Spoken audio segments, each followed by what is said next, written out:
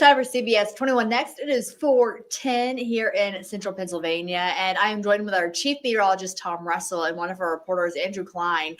We're going to talk to Tom today and Andrew about the weather because last night we certainly saw some, and Andrew went out today finding people who are impacted by it, who are cleaning up. So, Tom, what happened? I know it's going to be still some wind sticking around for today, but we certainly saw some last night.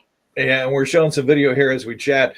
Just really incredible. You know, we had a cold front come through, but it was a fairly insignificant cold front as far as really cooling us down per se. But what it was, you always have an enhanced wind a little bit as the front comes through. But what enhanced it was what we call the low-level jet max. So think of the jet stream way up high in the atmosphere. And because of what we call mixing, a lot of that energy gets sent down to the surface. So the blue line, that is the cold front. And then see that little enhancement, that orange color there? That's the jet stream mixing down to the surface. And that creates, you know, that might take a 20-mile-per-hour wind and make it 40.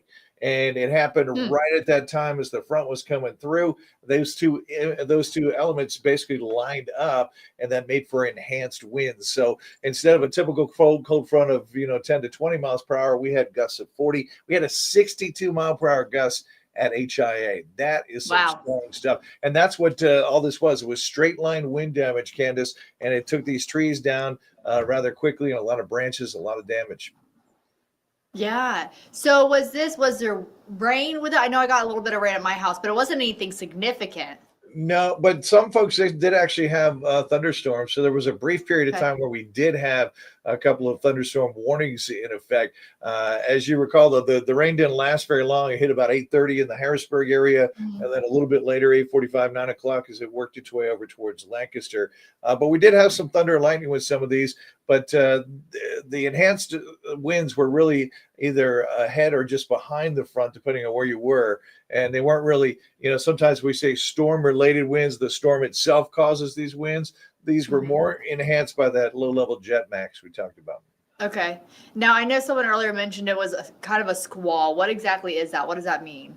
All right. So the storm itself, as that rain comes rushing down, can actually pull air down from the upper atmosphere, and it kind of creates its own little cold front. So you get these little mini micro bursts, we call them. And that's what we saw in a couple of these cases. So, yeah, pretty impressive stuff. Yeah, certainly. I know some folks were like, whoa, where did that come from?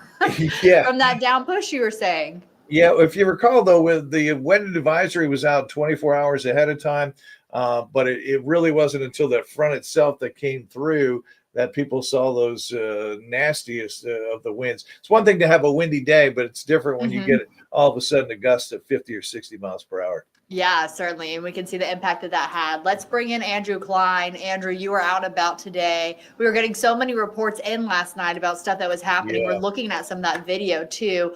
So where did you head today? Who did you speak with? Who was impacted?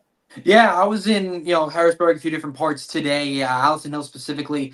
I believe that was the same car that we just saw with the tree on top of it right there. I spoke to the owner of that car earlier today. The car is totaled, not drivable at all. And it is the only means of transportation for the owner. Her name was Kia. We spoke for about 10, 15 minutes earlier today about what she can do. Right now, she just doesn't know what to do. Well, what about insurance? Does she have insurance? I believe she does have insurance, but I don't remember what she said with the insurance covering it. I didn't ask her too many questions about the insurance specifically. But either way, that could take a long time. You're right. Right. Yeah. So either way, it's probably going to be weeks, maybe months before she's able to. If it's that car or any car, potentially it could take some time for her to really have anything. And she doesn't even she doesn't live here. She was visiting her mom, who she takes care of.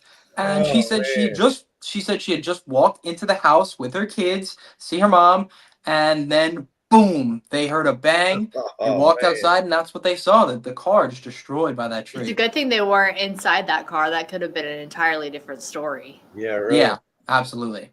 Even as it's damaged. So she doesn't know yet what she's going to do as far as transportation?